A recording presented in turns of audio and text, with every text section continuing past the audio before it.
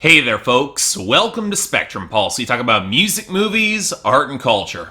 And today we're going to be talking about the debut album from DRAM called Big Baby DRAM. So, I may or may not have said in the past couple reviews that the mainstream Hot 100 has kinda sucked for a fair bit in 2016. Sure, it's starting to get mostly better now, but that's a slow process, and sure as hell isn't happening all at once. Certainly not to certain genres, and really then, for every couple steps we take forward, it feels like we're taking a couple steps back. But one of the unrelenting bright spots has been the inexplicable success of the breakout single Broccoli by DRAM. Virginia rapper and the sort of immediately recognizable presence that mainstream hip-hop has really been lacking in 2016. And yet, despite how much Lil Yachty nearly ruined that song, DRAM managed to outshine him, and I mean that beyond just a reflection on skill and personality, of which he's got boatloads. No, what DRAM brought with Broccoli was positivity and energy, no doubt influenced by his association with Donnie Trumpet and The Social Experiment, and especially Chance the Rapper, which I've been recognizing him over the past 18 months. I am familiar with DRAM before going into this, and while there's a part of me that wishes that Chance could have gotten to the top first as a more thoughtful MC, if it takes DRAM to blow the doors open, I'm definitely on board. In other words, I didn't quite know what to expect going into Big Baby DRAM, but I had the feeling that it would at least be a fun record, something that the desaturated monotone of most modern pop and hip-hop could definitely use in the mainstream these days. Hell, the only other guest stars besides Lil Yachty were Erykah Badu, okay, and Young Thug, and this would be the sort of lush, upbeat production that I've been looking for Young Thug to rap against for some time now. So, no more wasting time, how was Big Baby DRAM? Well, it was interesting, that's for damn sure, and not quite what I was expecting, even though I did indeed have a lot of fun with this album. It sure as hell is the debut album that I like hearing, that has personality and distinctive character, and it even was willing to try more styles and sounds than I was expecting, even if DRAM didn't hit it out of the park consistently. In other words, this is the sort of debut that's got a ton of real promise and definitely deserves a lot of attention. Hip-hop as a whole could use a lot more artists like DRAM in the mainstream right now, especially when he's in his own lane. In other words, pretty damn solid project. I would definitely recommend this. So might as well start with that and DRAM as a rapper. And when I say that, that needs to be expanded to include him as a singer as well. Because make no mistake, for as much as his slightly unstable melodic delivery might remind you a little bit of Fetty Wap, DRAM, he doesn't need heavy auto-tune to stay on pitch, and actually sounds pretty damn smooth when he wants to, drawing on his lower range consistently that calls back to R&B, soul, and even hints of blues in his rhythmic cadence. And while, of course, the harmonized multi-tracking is a big advantage, definitely on this album, DRAM also has a sort of free-flowing, expressive flow that slides across tones effortlessly when both rapping and singing, which leads to a nice unpredictability with his voice. And of course, while that might bring some of the Young Thug comparison, it should be highlighted that as a songwriter, DRAM's got a remarkable grasp of cohesive songwriting and rhyming as well. He might bend across melodic elements in his singing, but the well-structured flow and cadence in his words has real foundation to it, and he makes it look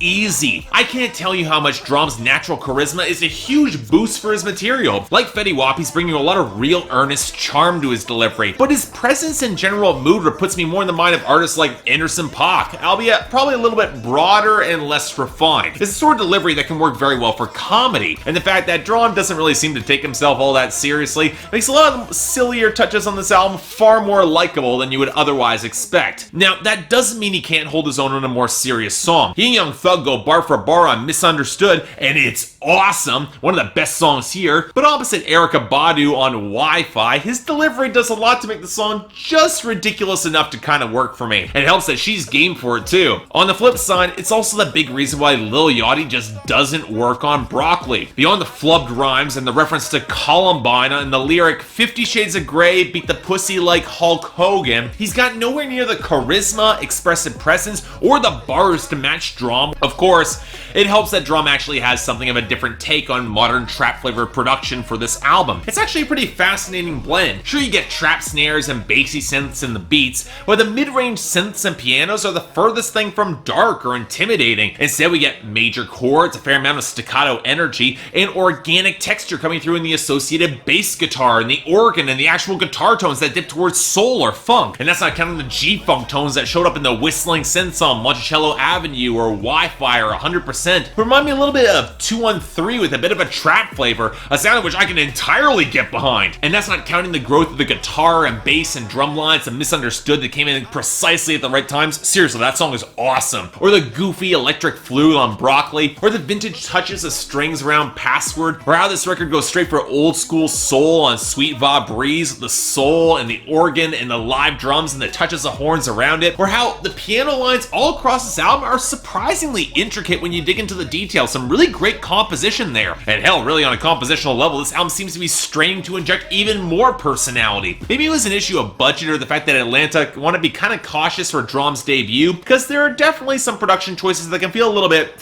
thin or cheap or unflattering. The jingling trap beat on the first half of In a Minute in House definitely could have used a little bit more defined body to it. The hip house groove on the first half of Out of Sight Dark Lavender Interlude wasn't quite as well structured as I would otherwise like. The sandy trap touches don't quite flatter the funkier guitars on Change My Number, and there's a thinner tone in the organ on Cute that should have been mixed in a little better. The frequency just felt a tad too high, although I can tell some people won't notice it. But really, a lot of the instrumentation on this album was really quite solid, so where does this record stumble? Well, normally I would point to the lyrics, but here it's a slightly more complicated case. Most because the lighter tone taking in the delivery and some of the more ridiculous content, which of course Drom commits to entirely, makes things a little bit tougher to evaluate. When he is straightforward, like on the Celebration of Broccoli or the Frustration of Misunderstood, where he questions whether or not his struggle will even matter if people won't understand his content and the message he's trying to convey, and then Young Thug highlights the surprising power of not killing, operating on pure intimidation alone. It's a nice little message that comes through there. Or hell, the straightforward love songs of 100% and Sweet Va Breeze. Drom, he knocks these out of the park. But there are definitely points where he can come across a little bit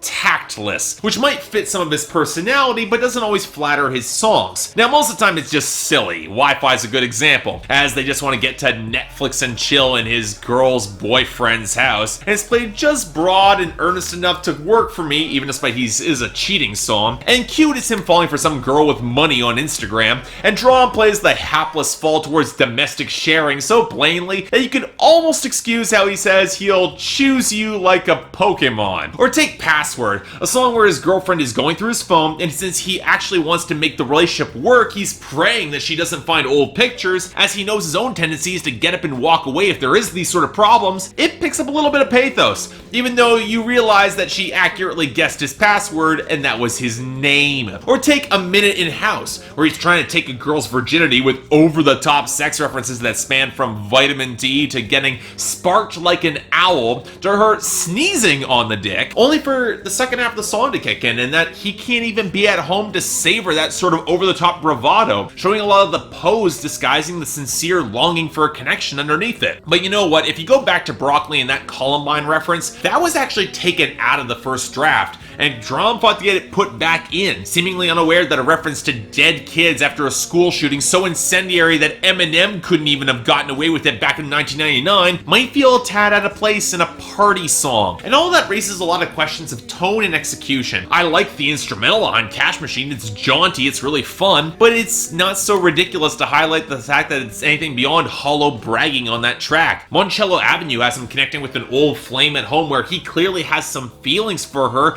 and yet there's some history that's both good and bad, and yet instead of confronting that history, maybe finding something real, he still makes it clear that it's all about the sex and he's not gonna call her back. Similar sentiments show up on Change My Number, where he talks about ditching an ex behind and feeling so much better about it, but the bragging feels a little bit hollow there, lacking the sort of self-awareness and punch to cut a little bit deeper, a little bit stronger. I get the sense that Drom is still very much adjusting to the idea of success on this album, and it's just taking a little bit for his poise, his self-awareness, and his better nature to catch up with them, which despite some of his delivery, there are moments that can come across as kind of self-serving or more dickish than he probably intends. Even beyond just undercutting it with some humor, it just kind of falls a little bit flat for me. Sour is not a good note for him. But you know what, even beyond that, I really like this album. I don't love it. It's got enough issues in production and writing to be held back from being a truly great record, but I see a ton of potential. Drom is easily one of the most promising, mainstream accessible rappers I've heard in some time in terms of his charisma and his sound, which means I'm giving this a solid solid 7 out of 10 and definitely a recommendation. I don't know how long Drum will be able to ride the wave with Broccoli. It is kind of a unique song compared with the rest of radio, but this is promising regardless, and I'm definitely looking forward to hearing more. In the meantime, check this out. You won't regret it.